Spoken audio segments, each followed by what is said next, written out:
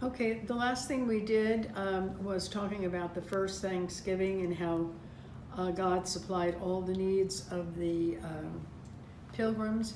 And then we looked on page 161 on comparing the two Thanksgivings that we have now and then. And our last chapter, which would be chapter 11, we're talking about today and long ago. If you would open up to those pages that has 162 and 163, and look at this picture of this old-fashioned house. It's almost like this person was involved with antiques. Many people do collect things from the past. And we know that things have certainly changed from years ago, even from last year to now. We have so many new technological breakthroughs that we could figure out so much information. You know, we have satellites in the air. So everything that we have learned started with an invention, and then after that invention, it changes and grows so much better. When I was a little girl, we used to read the comic strip called Dick Tracy, and Dick Tracy had a wrist radio. He had a watch that he was able to talk into and be able to talk to fellow detectives and also to the police station. Now, of course, we never had anything like that as the real thing, but now you do. Now you do have a watch where you could get on the internet and you could ask it questions. You could not only tell its time, but you could even talk. You can talk through those those wristwatches, can't you? Yeah, it's so different.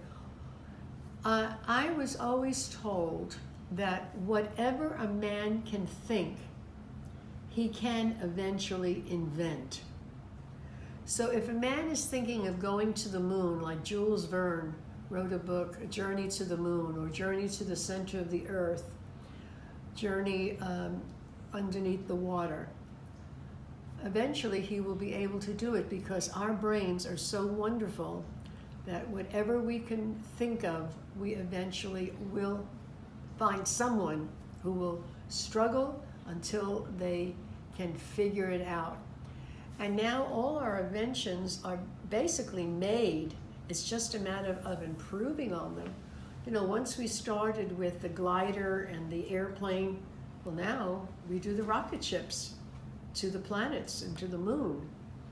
Once we decided that we could get the sound waves and put them in a radio, then we got TV, and we got all kinds of internet and all those wonderful things that kind of make our lives easier. Even just thinking about the microwave. I didn't have a microwave when I was a child. I had a toaster that didn't pop up. You had to count how many minutes it would take for that toast to burn, and then try to get it before it did burn. But now your toaster pops up, and you could adjust the time on your oven. There wasn't any of that. You just had to keep time on a clock to say, well, I have to bake it for 45 minutes. Now your oven shuts off automatically. So things have really, really advanced so much that if a man in Jesus' time would come here and look at our kitchen and our streets with the cars and the buses, for example, hovercrafts. We probably will have hovercrafts. You know, in fact, they're thinking of using the hovercrafts to deliver packages, and people will be flying in them, so they won't have traffic jams. So you never know. So what we're going to be starting today is in days of long ago. Now let's read the little red flag. I wonder what the world was like in days of long ago. Did people ever phone each other just to say hello? I wonder if they ate hot dogs or sat and watched TV. I wonder if they laughed and loved the same as you and me. Well, I'm sure they did laugh and love, because that never changes. Even in Jesus' day, people laugh. And I want you to look at we're just going to go over this very briefly. I just wanted you to look at some of the old-fashioned. If you look at some of these things, even the TV that we have here is not the same as the TV we have now. And look at the computer. This is an old-fashioned computer. Here's our radio. Here's our phone. You know we have cell phones now, and also, as I said, our wrist phones. Look at the different appliances. Now this is the kind of refrigerator that my mother had. She would have to get a block of ice to keep it in the top, and if she wanted ice cream, she had better eat it pretty fast. And there was a pan, a water pan, to hold the ice as it melted. And here's the old-fashioned stove. Look at the washing machine. Everything now is computerized. You just throw your wash in, put the dial on to how much hot water you want. Here you had to get a hose, fill it up, and get that machine working. See, now this was also run by electricity, and once we established what electricity was, we were able to make a lot more inventions. So we're going to just stop here for now, and I want you to think about what is in front of this house. This looks like a house that sells antiques because we don't use any of this stuff today.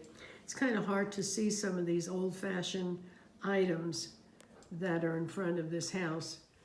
The little bird houses, the chair, and so on. We're going to talk about how change has happened through the years. And look at the clothes. Look at the clothes. Now, this is in the 20th century. We're now in the 21st century. But remember, the Pilgrims didn't wear clothes like this. Everybody wore shoes and socks and pants and dresses, but not the same when you look at what the Pilgrims wore. And even in the days of Christopher Columbus, I mean, the fancy clothes that they wore in Europe and so on. So we'll be talking about this in the future. So we're going to just stop here. I just want you to think about how life has changed for you. What things in your short little life have been a little different and changed, gotten better, more convenient? Okay, just think about it, and we'll continue this tomorrow.